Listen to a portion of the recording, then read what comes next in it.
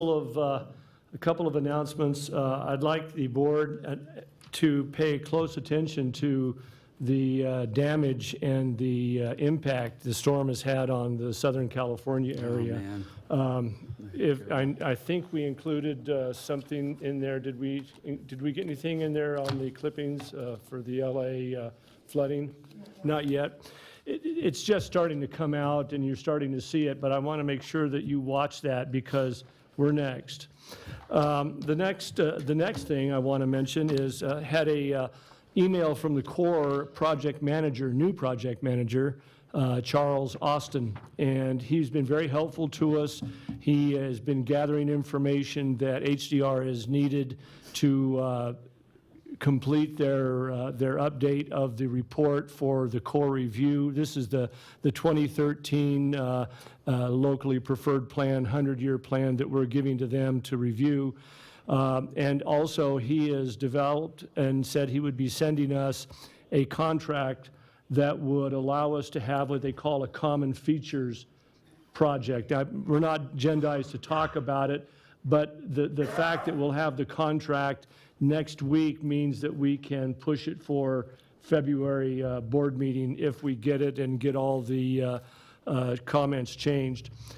So that's good news. Those are the two strategies that we have been working with the Corps on, is one, to get our plan reviewed, and two, to develop a common features project, which the overall strategy is to get the Corps to fund that common features project. Thus, we have a start and we have a guarantee, a virtual guarantee of getting the money from the federal government.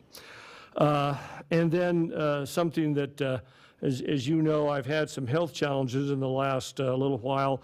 I will be having back surgery on the 31st of this month, the minimally invasive kind, where they go in with a little peephole and pull out some of the disc. It's partial laminectomy.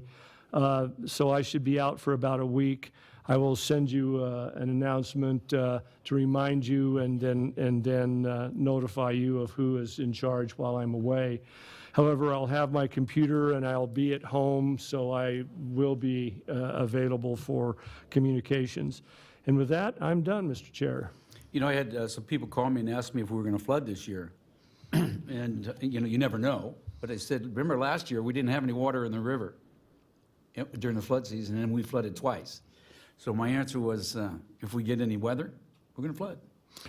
You know, it's interesting, if you follow the hydrologic cycle that's happened, the storm was coming closer to us, and it started and made a veer, and it went south. We could have gotten, Mammoth probably would have gotten the majority of the water, but in driving to Bakersfield a couple weeks ago, there's no snow on the mountains there. Yeah. I mean, there is no snow. I mean, just a light scattering of snow. I think they got 2 feet last week or the other day down in Mammoth. Yeah. But they didn't have any, 2 weeks ago, which New Year's is a really big time for Mammoth, and it just shows how the hydrologic cycle can vary so quickly and it's so unknown. Yeah. You know, our weather forecasters have become more of comedians than they are anything else, and they're wonderful guys. I love them. Okay, Mr. Hartung. I don't know that it is, okay. And I know that this is not exactly the right place, Mr. Chairman, but we had an opportunity to hear from the National Weather Service at our last BCC meeting, and I think it would be a good presentation to have Mr. Chris Smallcombe come out and give us the same presentation about how they track it and what the process is. And I'd like to see it at actually a number of different venues, because it's just, I think it's important. It is the basis for not only flood management, but our water supply. Could we get a hold of them?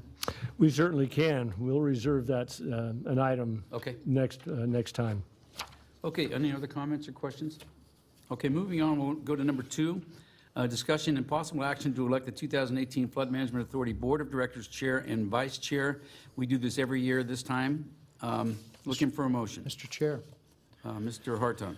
You know, I think you've done a great job. You've really, you have represented not only the flood authority, but the city of Sparks, which is the hardest hit. So I would nominate you as chair. Okay, we have a motion on the floor, and we have a second. Any further discussion? Seeing none, please vote. I'm sorry. All in favor, say aye. Aye. Opposed? Passes unanimously. Okay, now let's move on to vice chair. I'd like to make a motion. Okay? I'd make a motion to have Commissioner Hartung Vartan. Vartan. Vartan, yeah, it's close. as vice chair. Okay, we have a motion and a second. Any further discussion? All in favor, say aye. Aye. Aye. Opposed? Passes unanimously. Thank you. Thanks again. Thank you. I appreciate your confidence. David. Mr. Bobzine.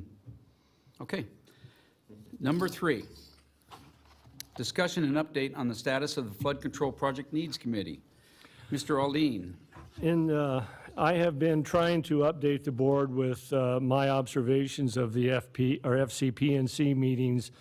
I think the best way to do an update would to kind of lightly touch on the upcoming agenda that we will be following, which is for next Thursday's meeting. There are some interesting items. I certainly won't go into all the items, but we can certainly respond to very remedial types of questions. Number 1, we should be polling this weekend and a couple of days next week. And the polling is going to ask the similar questions that we asked in the past, but also to drill down on types of taxes and revenue sources that we might use. That information is not available to me at this time, but I'm hoping to have it available to present to the committee on Thursday. So if you're interested, I certainly don't want to invite you all to attend the meeting, but if you're interested, you might stay close to those that do and find out what the results of the polls are. I can provide you with that information as well. Also, in the past, as we have developed a financing plan, one of the terms that we have used is DBA, or direct benefit area. That area was loosely defined as the area that would end up paying a fee, a flood fee, that would be approved by this body.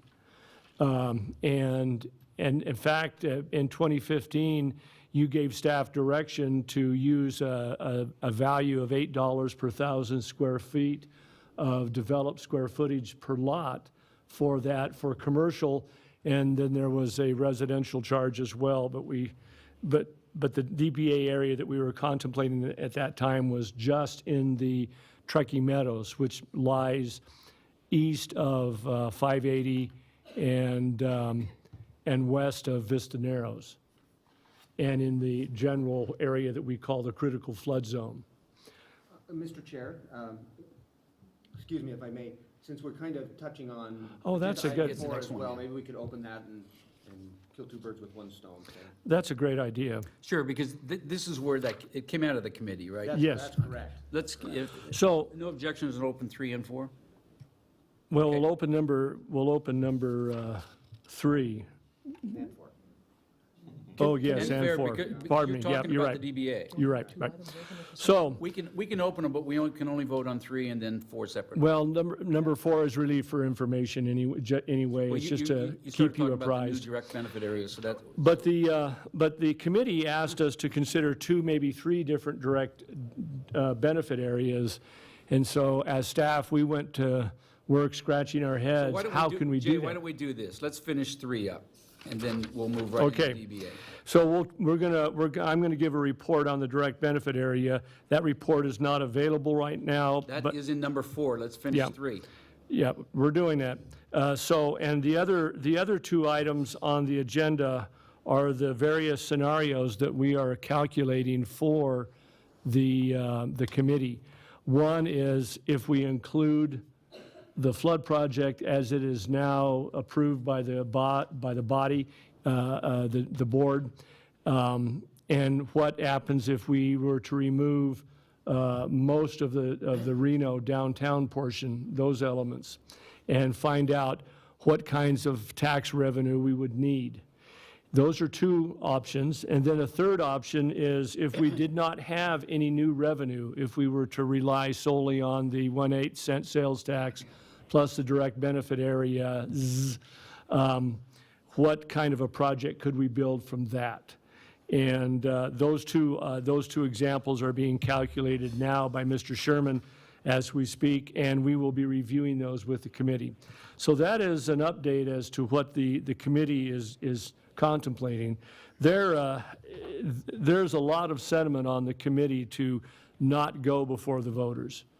They really don't want to do that, and we're showing them that they need to. And so I guess I have left in the downtown project element list, I've left in one small project and one fairly large project that would be built either way. And those are the Lake Street Bridge, which is a really bad hydraulic problem for downtown, and the little bitty existing Wells Street Bridge that needs to be just removed and replaced with a pedestrian crossing. So those two projects remain in both scenarios, whether it's removed downtown or not removed downtown, those two stay in. So that's number 3. That's your update for the Needs Committee. Okay, Mr. Hartung. Yeah, just fast question, Jay. When you said, I just want to put this on the record, and just helps us preserve the memory. $8 per thousand, is that per year or per month? Per month. Thank you. And we're actually using a number of $5, and we'll get into that when we get into number 4. Mr. McKenzie. Yeah, the question I had was on if you remove the bridges from downtown, how does that affect the benefit area for downtown Reno? The direct benefit area downtown would go away. If we don't build the facilities, then we wouldn't expect any of the downtown residents So to have to pay anything. So has that been contemplated and? Absolutely. Okay. And all these examples, especially example number 3 that I mentioned, where we see what kind of project we can build. We start out by trying to build the whole project, maybe extend time, stuff like that, look at different options. Then if we have to remove elements, then we take those DBA areas out along with it. It's all part of the analysis. That's what makes these analyses so complicated. They're not easy to do. We're lucky to have the consultants that we have working on the project, my opinion. Mr. Hartung. Thank you, Mr. Chairman. And so when we remove those impediments that are acting like dams, the same as we've done at Virginia Street, that water doesn't back up essentially and create sort of a temporary lake. I will say as high. As high. In other words, we do provide benefit for every project that we undertake, and there's a total cumulative benefit that would occur if we built the whole thing. Right. So every project adds to that reduction of floodwater through downtown. But that said, what happens is, and I know we're going to talk about the Narrows here in just a short while. That said, you get more water that flows through, and you affect places, we'll just say, downstream. It's why blowing out the Narrows, you say, okay, that's a great idea, but what happens downstream could be catastrophic. You know, you board members have all become flood experts because you're asking very, very, very critical and important questions. The answer is straight yes. Right. Right. So every time we fix something up high and We more have to water check. can flow through, that's right. There's a cause, there's an effect downstream. So, and sometimes it's an unintended consequence. So I understand. Thank you, Mr. Chairman. You know, and I would encourage board members to go to the committee meeting if they have the chance, the opportunity. It's true, they do not want to go and put this on a ballot. But my concern is they want to get the cost down so low that we're going to become the school district.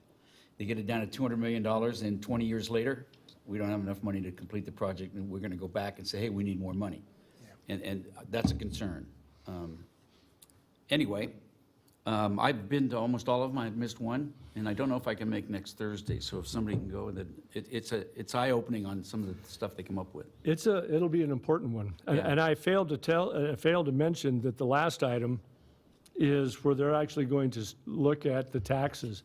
Hard look at each of the taxes and which one is going to be the favorite.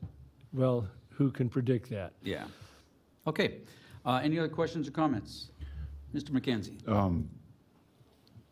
If several of us are thinking about going to that meeting, would it be wise for us to notice a possible quorum? I think that should probably be on their agenda anyways, that there's a possible Would you quorum. like us to take a poll?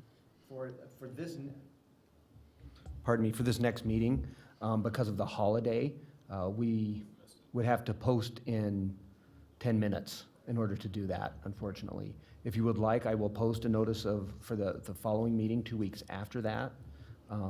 You're correct, if we have 4 of you show up, we do have a quorum, and that's problematic. Perhaps for this next meeting, if you want to participate, that if you would coordinate amongst yourself, or would ask us, or would want us to help you coordinate Okay. to make sure that we have maybe a representative from each of our governmental So entities. if anybody on the board is planning on going to the committee, give Mike a call so he can keep track of That what's would be going very helpful, and if that interest increases, we will post a notice of potential quorum. Are they Okay. broadcast?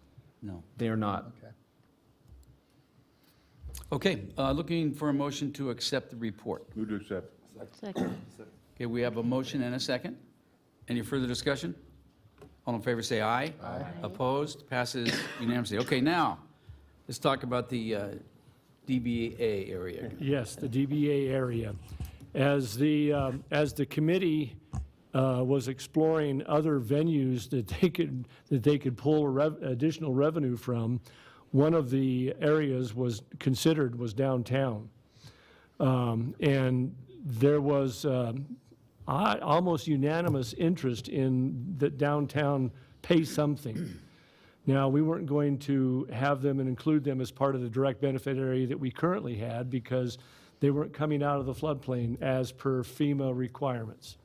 But they were getting a lowering of the floodplain through their area, and they were getting certainly any circulation that occurs within, we would have protected them from that as well. Any problems in circulation, meaning they can drive their cars down First Street, which you can't do that in a big flood.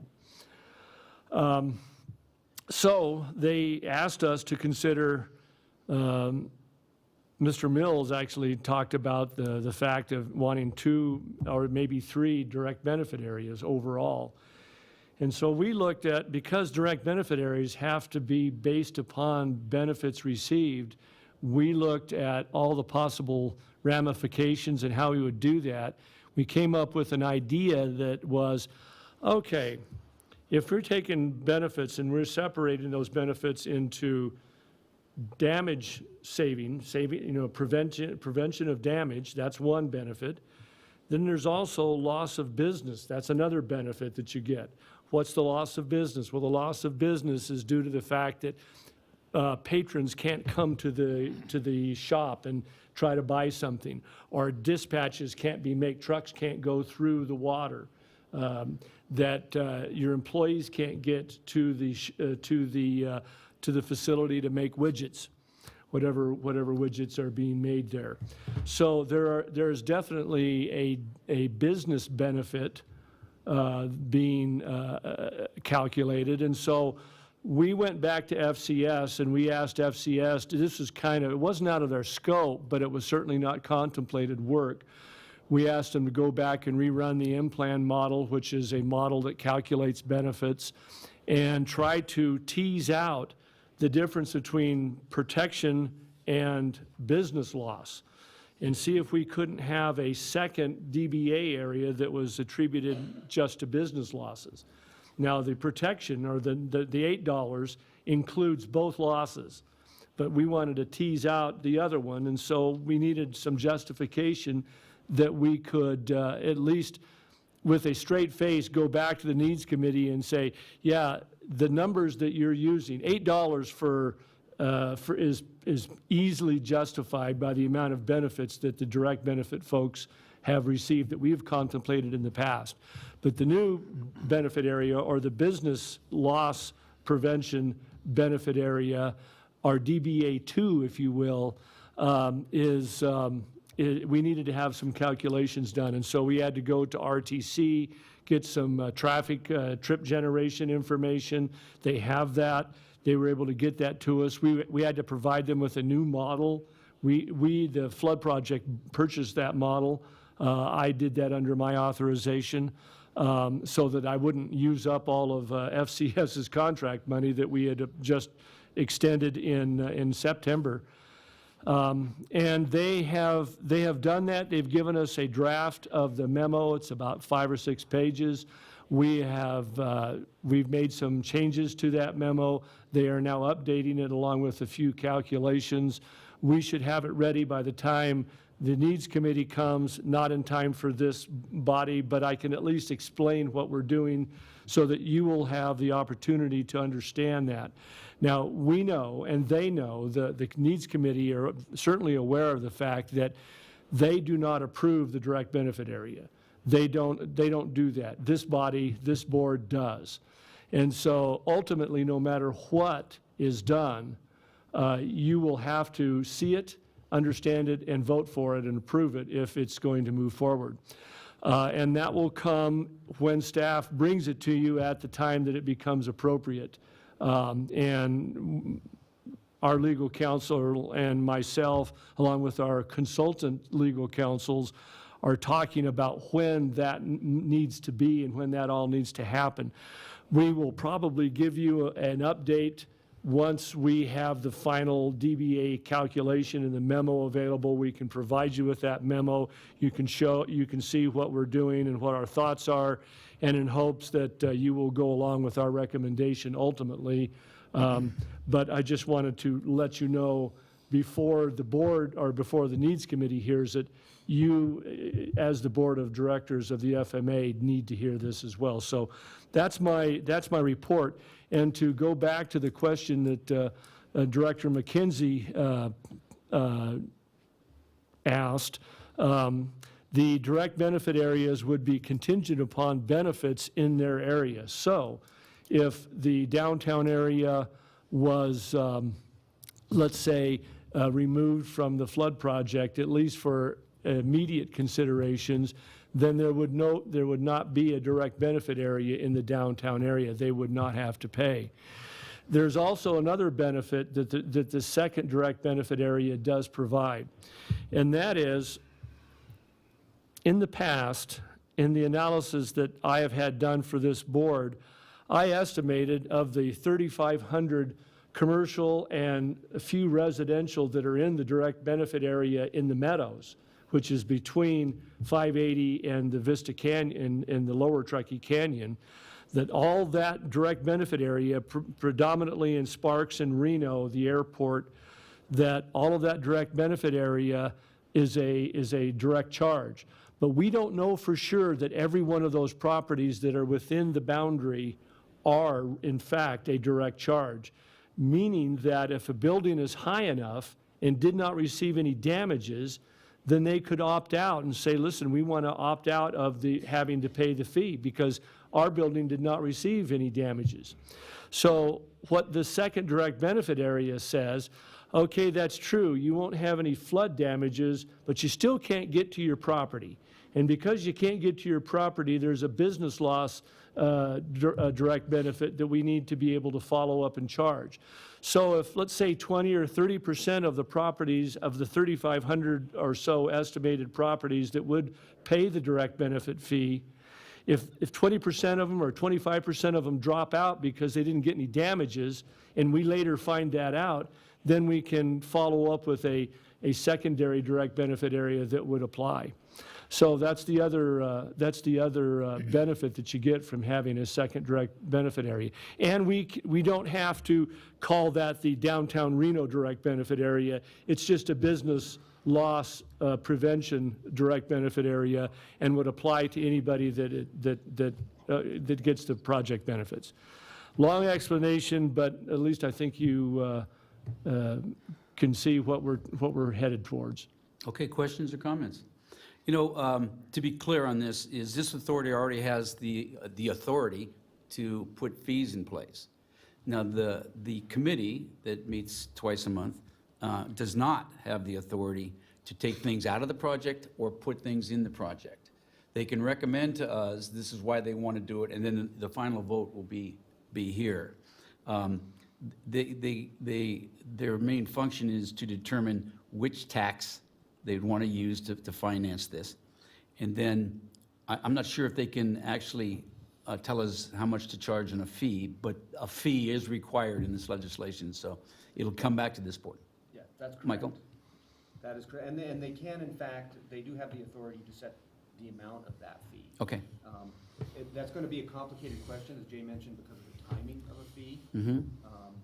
How that motion looks, how that comes to you is going to be, I think, an interesting exercise. And Yeah. I'm hoping that they, in fact, leave you as much discretion as possible as to the amount of the fee as well. That's been my advice to them thus far. And Jay's right, we cannot charge a fee and not give them the benefits that go along with that fee.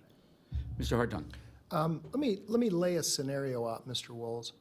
Let's assume that the committee decides they don't want to put it on the ballot. And this board decides we do want to put it on the ballot. That still has to go to the county commission for confirmation, does it not? I'm not certain that this board, in fact, has the authority to put anything on the ballot. We make So a request? You've got two issues. You've got the tax issue and you have the fee issue.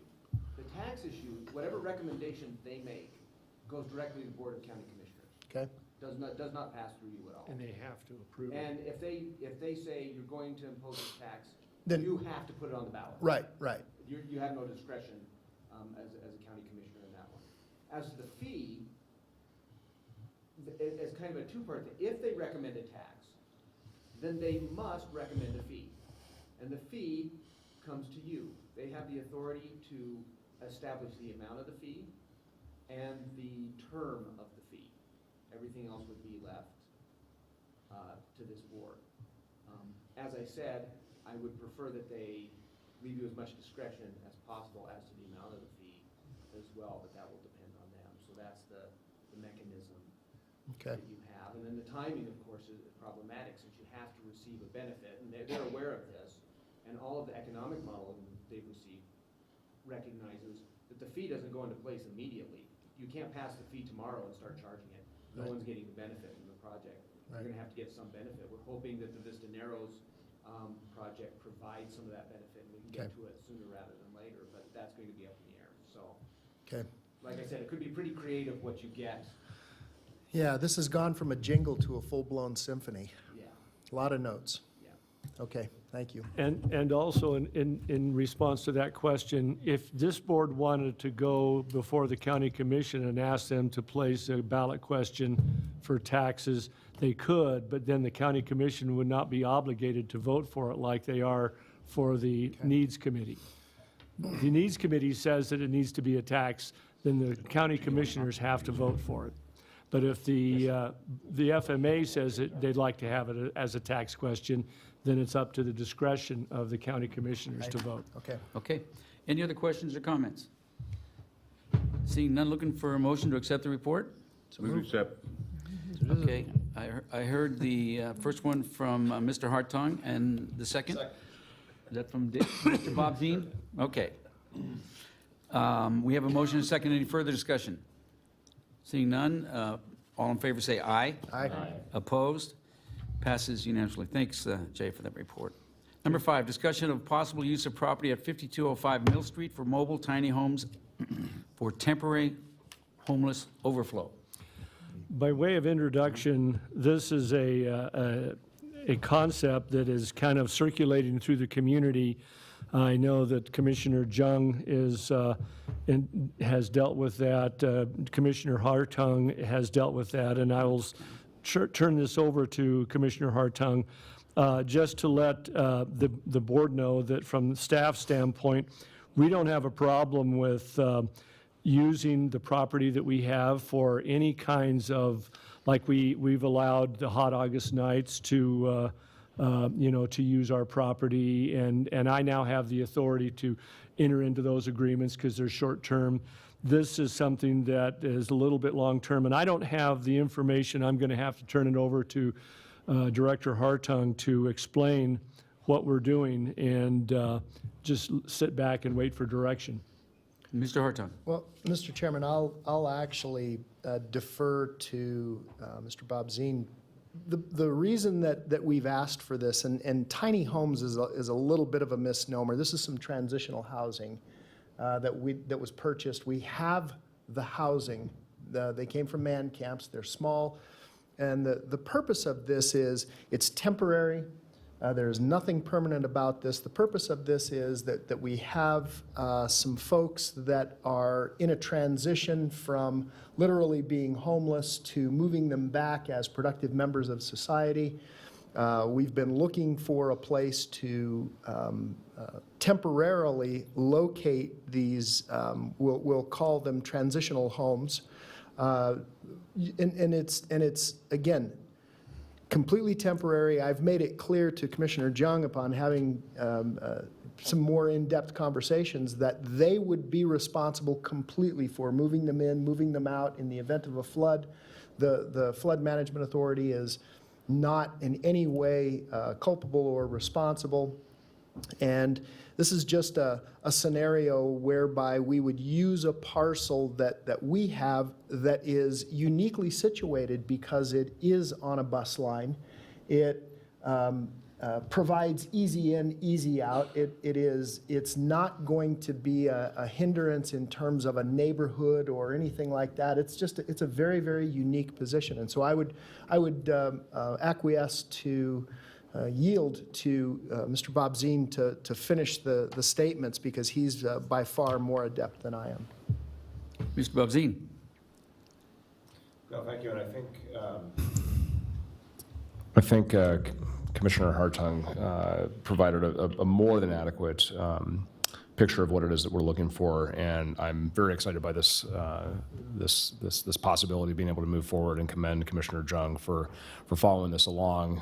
As you may know, Commissioner Jung, myself, and Councilman Dare, serve on the Transitional Governing Board for the CAC, the Community Assistance Center, and there's been this long time search for land that we could use for this and for other possible overflow scenarios. But yes, as was mentioned, this particular acquisition of these man camp units from a property out near Winnemucca, that's what they're called, it really kind of came down to where the heck are we going to put these things. So, after a long search for land that I have expressed my frustration with, I think is well known. I think this is a great possibility, and I'm excited about the partnership and the ability that we can put the land on the table. That's all we're doing. It's not a permanent thing, as was stated, but the fact that we've got this land is a great show of a partnership. I know that we use that land for different things. The police uses it for training, and fire department does also. The question I have, Mr. Bob Zine, is if we move those tiny houses in there, we do have notice if it's going to flood. Do we have the ability, or does the city of Reno have the ability to get them out of there? Well, it's not clear to me who would be the lead agency on this to facilitate that, but that would be the idea. And it's my understanding that they are readily movable. I mean, it's not hey, a couple hours we get things out of there, but certainly if the weather forecasts are showing that we've got something on the way with a 24, 48 hour horizon, we should be able to do to accommodate that. Okay, Mr. Vaughn. I think Commissioner Herman was before me. I'm sorry, go ahead, Jean. I was just curious how we're going to supply sewer and water to them.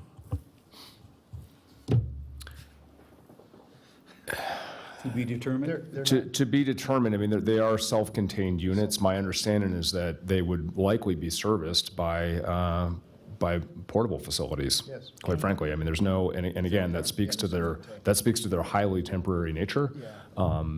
As man camps, they were never they were never outfitted with piped water and sewer. It was just put them out there and then find other ways to get them the water and sanitary needs on a temporary basis. All right, That's how those work. Does that answer your question? that's as good as it's going to get. Okay, Mr. Hartung. Yeah, and I think they're, I saw them one time, David, aren't they literally like little trailers? Aren't they on wheels? They're elevated? They don't actually sit down on the ground directly? I know, you remember them, Paul. I drove by when we were in Winnemucca. I've not seen them. I've seen the spec sheets for them. It's been a I while drove since I by saw the and spec sheets. And ones when we that were I saw considering the were on purchase. wheels, but I don't know whether that was a permanent scenario. They are on wheels. Okay. And they set them up with screw jacks when they install them. When they were installed in Winnemucca, they were skirted. And if I remember right, because I was on that job site when they were putting that together to set those up, they put water, sewer, and electric in for each one of those units. Each unit has two self-contained bedrooms in it, but the self-contained it has a bathroom, a shower, and if I remember right, they actually had a little kitchenette in them, and then a bed. They were like a studio apartment, but there was two of them on each trailer, and yeah, they're on wheels. I think they pulled them in there with 2-ton trucks. They didn't even bring them in on with the semi. Right. So I'm guessing they're like trailers where they have the gray tank and freshwater tank, and they have to be emptied. And Mr. Chairman, if I may, one of the conditions that we can put on as a board is to say, look, all of these ancillary requirements are your responsibility. We're not providing Right. anything except for a would be temporary space for you to locate these. And so I'll express a fear, if indeed they don't get moved and a flood occurs, what I would be fearful of is that they would, literally float away. So we may require them to if they couldn't move them, look, just tie them down. Just make sure that they're somehow tied to the ground where they can't float away. And if they flood, if they're up high enough, do we know what the historic levels are in that area, Jay? We do, and first I want to mention, we have really good hydraulic information of what the elevations are in that area. But one of the problems in human development has always been put trailers or mobile homes in floodplains. They do it all the time. And they use tie downs to protect it.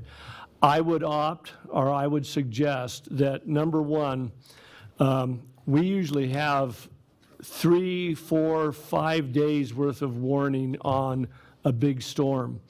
And if it's a big storm, we pretty much know that we should be able to trigger movement of these facilities.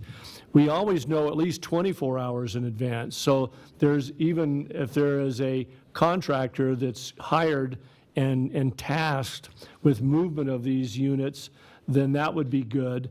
But number one, I would not skirt these. I would not tie them down.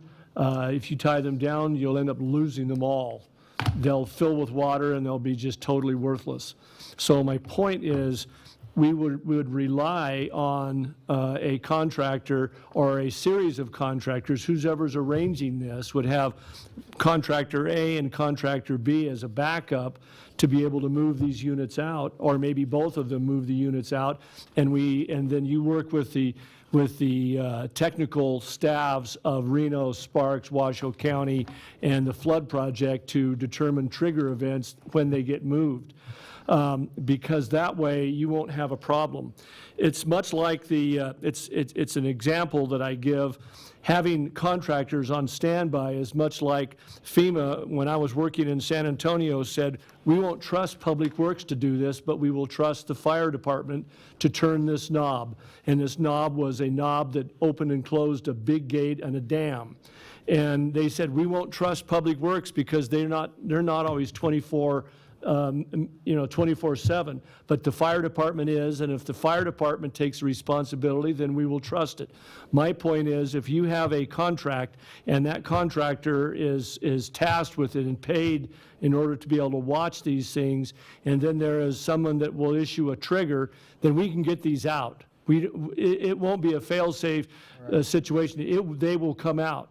And the more we have tied them down and skirted them makes it more difficult to move the darn things in a hurry. So I would suggest we don't do any of that. Just my thoughts.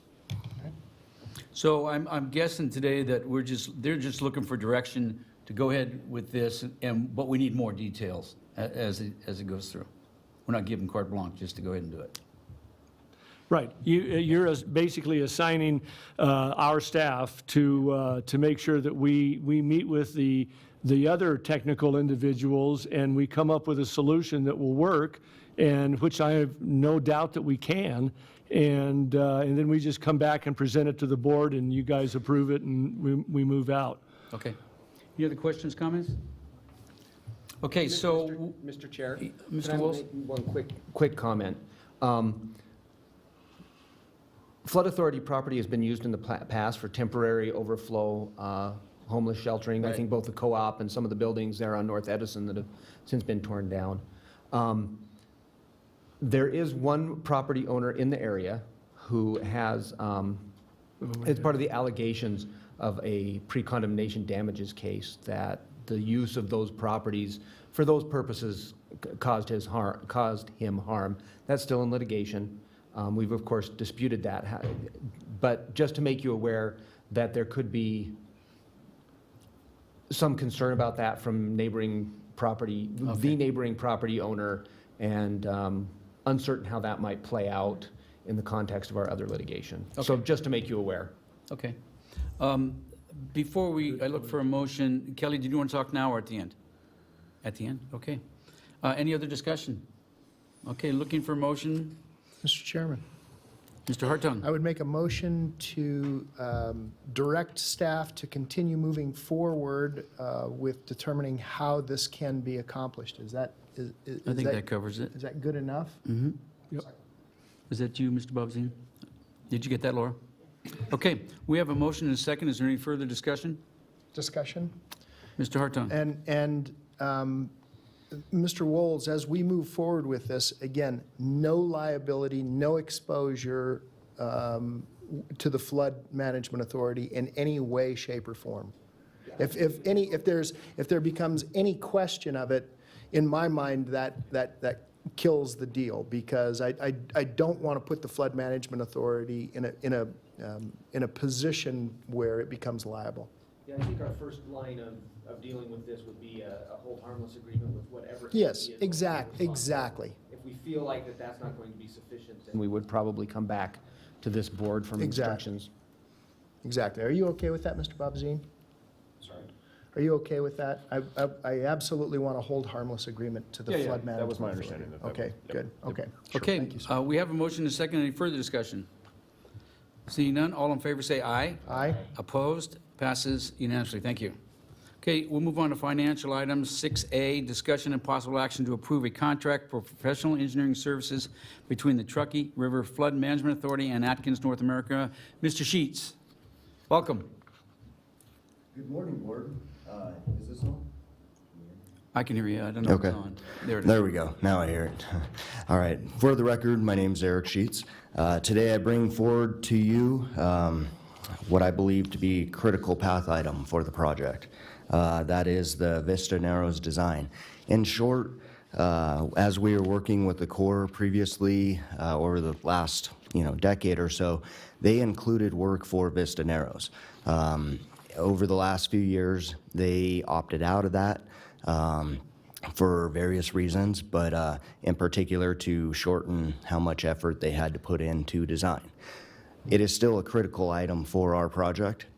It lowers the water surface if we can open up Vista approximately about a foot for much of the Meadows area. As was mentioned earlier with the DBA, it also could potentially affect DBA implementation.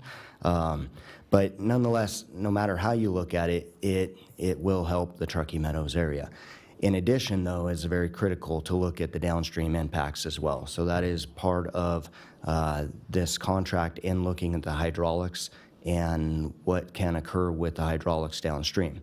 There will be an additional contract that will be managed by Danielle Henderson for the environmental aspects and dealing with various agency concerns for permitting. But with this project, we primarily get to focus on the geotechnical analysis, looking at the existing work that's been done on the North Truckee Drain, other projects that have been in that area, and better understand how we can open up that area. Another benefit to this project is when the Corps originally did the Vista Narrows work that they proceeded with in the 60s, they blew out the reefs. Some people refer to it in that term. In doing that, it actually created some issues environmentally upstream. We can have the potential to help fix some of those issues. Basically, we can reconnect the river to the adjacent banks by working with proper design and terracing and some other features. So we can really accomplish multiple things with this project, not only helping with the floodwaters, but helping to also restore some of that area potentially. Nothing's guaranteed, but we will certainly look at that. So all in all, I feel this project is a very beneficial project for us to proceed and design with. This will get us up to the 60% design, which is also very helpful in dealing with other permitting issues. So in particular, we are, this contract is with Atkins North America. We went through a formal bid process, or RFQ process rather, and we had 5 very qualified firms respond through the Technical Advisory Committee members and various judges. We ended up choosing that, and let me clarify, actually, through judges that are on the Technical Advisory Committee, we ended up selecting this firm to move forward. Again, all very qualified firms, but we felt the history of this particular firm proved that it would be something for us that would be beneficial to move forward on. In addition to that, I have a note here from Joe Coudrier with the Technical Advisory Committee, who did meet this past Monday. They voted to go ahead and move forward with recommendation on this for you guys. And there was one dissenting vote, which was from Donna Noel from the Pyramid Lake Paiute tribe. In particular, she wants to ensure that more of the environmental analysis occurs. As I mentioned earlier, that previous contract that Danielle will do, you know, it's very critical to them. It's very critical. Story County voted for this as well, but again, they are very interested in making sure that everything is proper down there. As a side note on this, in the previous core work that was done for the downstream area in Vista Narrows, it was basically to address about the 117-year flood, which was our 97 event. That would be the same design level that we'd be looking at to accomplish. So it's nothing greater. It's exactly what we were dealing with over the last decade. So it's really not a surprise to anybody, but this helps us to define all the details. Mr. Hartung. No, Mr. Sheets answered the question, Mr. Chairman, with respect to what we did in the 60s, which I liken, put it akin to how we blew up the whale that was on the beach. Let's just blow it up. I'm sorry. I know that's funny, but it's really, when you think about it, it's what occurred. There was really not a lot of thought process put into it, and so I admire what's happening, and I think it's a good thing to do some restorative work. Are we going to use a CMAR? That is not the plan at this point. Jay can speak more to that if you guys want to go that way. Due to the fact that with the Vista Narrows and primarily on the river, you're pretty well stuck with an alignment. There's not a lot of options. You can build the levee here, you can build it 10 feet away. you know? Okay. So honestly, design, bid, build isn't a bad way to go here. I am personally a fan of some of the other applications and methods, design, build, and others. I would recommend that more for a bridge. And I understand, well, I'm not arguing with you. How do we, who's going to oversee and make sure that they've done the work as per contracted? May I respond to that? We're not contemplating a construction contract in this action. If we were contemplating a construction, then we would at least investigate the options. CMAR would be one of those options. But in this particular case, the strategy, and the strategy comes from me. That's where it came from. So if you have somebody to blame, you can blame me. The notion is that we have a very controversial project. And the Vista Narrows is probably the most controversial of all that whole portion of the project. We have U.S. Fish and Wildlife. We have State Division of Environmental Protection. We have the tribe. And we have impacts to the lower canyon. We have to know what those are, and we don't know what they all are precisely. We know approximately what they are. Moving a design level from 15 to 20% to 60% gets us to the point where we can identify parcels of property that we are going to need, identify conditions, environmental conditions that we're going to have to comply with, and then move forward.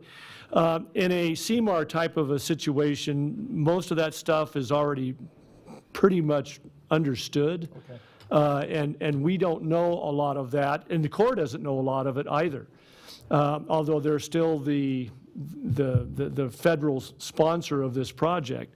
So what we thought we would do is move it to a 60% level, which advances our knowledge, and then it also gets us closer to Mr. Wall's desire of getting some benefits for, so if we were to move out with a construction project, we would be that farther along on a design level, plus all the negotiations that we have to do.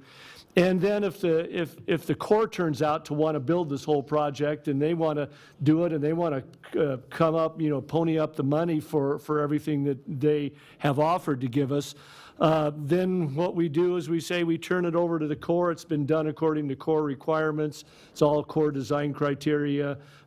So everything would be stuff that we could give to them and then also get recompense or credit for having spent that money for our contribution. So it's a win-win-win situation, and it's the reason why we did it. And I guess finally, that Eric didn't mention is, in this past year's budget, I put in $4.5 million for this one line item. So I'm pretty happy about the fact that it came in so much under that. So yay us. Thank you for that clarification. Thank That was my question I was going to ask you, because we approved $4.5 million last May.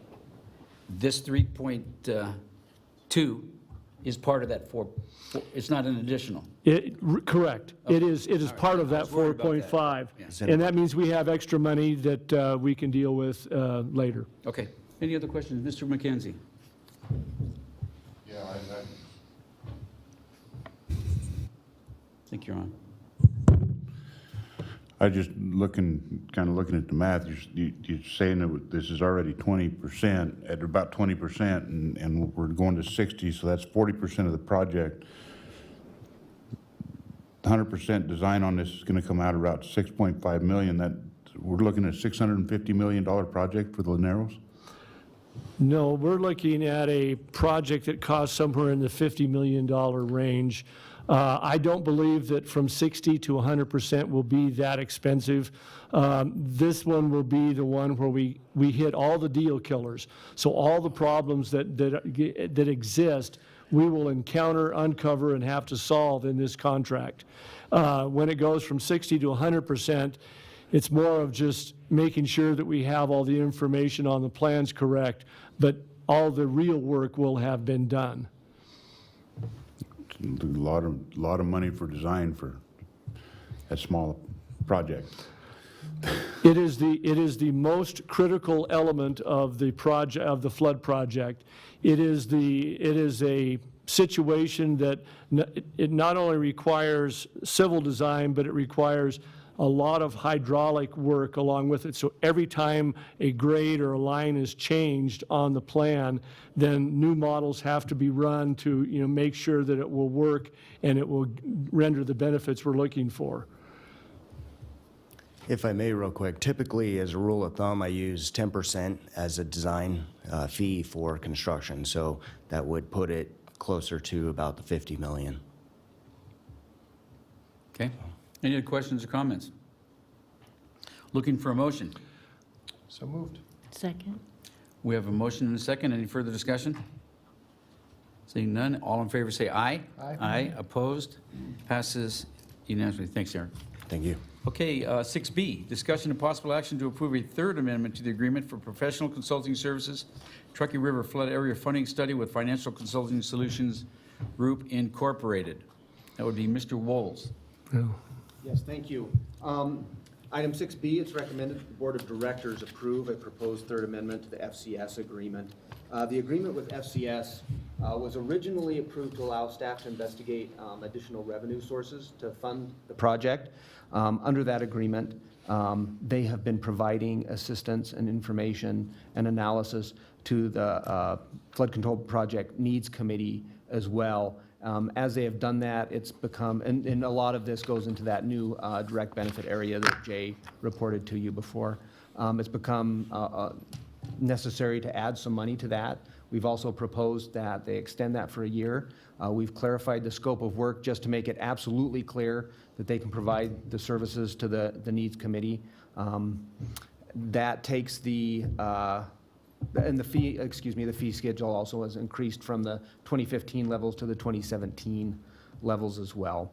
And so that's a $30,000 increase and brings the total contract amount to just over $155,000. Okay, questions, comments? Looking for a motion. Second. Got that, Laura? Okay, we have a motion and a second. Any further discussion? Seeing none, all in favor say aye. Aye. Opposed? Passes unanimously. Okay, C, monthly report on the authority's financial status and related financial activities. Lori, welcome. Good morning. Good Lori morning. Williams, Senior Financial Analyst for Truckee River Flood Management Authority. You have the 3 sheets of financial statements in front of you. There is really nothing out of the ordinary to report, but I will point out that our sales tax is running about 8 to 9% higher than budgeted, so we're a little ahead of the curve there. Salaries and benefits is right on budget.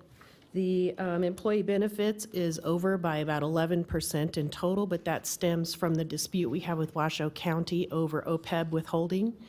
And I'll report that in December, we did begin the actuarial study to settle that. We entered into a contract with Milliman to do an actuarial study to determine just what our contribution should be. So we should be hearing the results from that probably in early February. Okay. I don't really have anything else to report out of the ordinary, but if you have something you would like to ask, I'd be happy to address it. Questions or comments for Lori? Okay, seeing none, looking for motion to accept the report. So moved. Second. Okay, Mr. McKenzie made the motion and Mr. Hortung second. Any further discussion? Seeing none, all in favor say aye. Aye. Opposed? Passes unanimously. Okay, are you going to do the encumbrance report? Yes, there's Okay. also 3 sheets with the encumbrance report, and there have been no material additions. I will point out that the Olsezi contract on page 5, which was for the demolition of the Excel building, has been reduced to $5,000, so that contract's been fully paid, and that will be dropping off once we have everything's finalized with that. Okay. Questions or comments? See none, looking for a motion? Okay, so we have a motion from Mr. McKenzie, seconded by Mr. Hartung. Any further discussion? Seeing none, all in favor say aye. Aye. Opposed? Passes unanimously. Thanks, you. Lori. Move on to number 7, Working Group Monthly Report. Danielle. Yes, so we have the report before you. Happy to answer any questions you might have. Any questions on the annual report or the monthly report? Okay, seeing none, looking for a motion to accept that report. Okay, Okay, who, Mr. Bobstein and Mr. Abbott. Okay, any further discussion? Seeing none, all in favor say aye. Aye. Opposed? That passes unanimously. Board member comments. Any comments from the board? Mr. Wolf? Mr. Chair, if I may, I overlooked something. In regards to the Atkins agreement, could I also have a motion that would authorize Mr. Aldine to sign that agreement? Okay. I failed to mention that one. That one was drafted for his. Second. We have a motion and a second. Did you get those? Mr. Bobzien and Mr. Abbott? And that'll be in addition to, which one are we on now? 6A. 6A, okay. That's 6A, yes. So this is in addition to that. So we have a motion, and a second. Any further discussion? Seeing none, all in favor say aye. Aye. Aye. Opposed? Passes unanimously. I have just one comment, Mr. Wolves. Have City Attorney at Sparks ever contact you? They have not contacted me, All right, no. I'll take care of it. Okay, thanks. Okay, any other comments? Okay, I'll open up the public comment. I do have one card. Anybody in the audience wishing to speak, please, we'll let you speak, then fill out the card. Kelly Rigby, come on down. Welcome. Morning. I'm Kelly Rigby. I'm the president of the Flick Ranch Project. We're a nonprofit working to improve the quality of life in northern Nevada by saving the old Flick Ranch, which is a large mansion located at 1725 South McCarran Boulevard on your property. It's referred to as the Flick Mansion, but it's also known as the original Minogue High School and formerly Bristlecone Family Resources. I've been coming ahead of this board for the past 3 to 4 years, trying to work out an agreement with you, and now I'm hearing a few things about some interesting new collaborations that you guys are making, which I'm happy to hear about, working with the Hot August Nights organization. They have a foundation that also is working to make Northern Nevada a better place to live. And I understand that you made an agreement with them to allow them to use the property for overflow parking space for their events, which is excellent. And then hearing that you now are looking at doing tiny homes for people in transitional living is an excellent concept. Again, just making Northern Nevada a better place to live, reaching out to community members, helping people. That's exactly what our organization is attempting to do. We are a nonprofit. We developed a business plan a couple years ago, which we presented to you. We had a lot of discussion with the staff about being able to use the property to go on to do fundraising events around the property, inside and outside, whereas inside it became damaged from the accidental pipe bursts and flooding inside there, but still attempting to get use of the outside of the property. That never happened, and we understand that there were liability issues, so we went ahead and got liability insurance and event insurance. We did all of that, and still we weren't able to get anywhere with you. So we are happy to hear that you're starting to work with other organizations, and now I guess I'm ready to talk to you about being able to do the same. So, thank you. Okay, fair enough. Is there anybody else in the audience who wishes to speak at this time? Okay, seeing none, we'll bring it back to the authority. Any other questions or comments? Okay, without objection, we are adjourned. Thank you. I think Mr. Walls should probably look at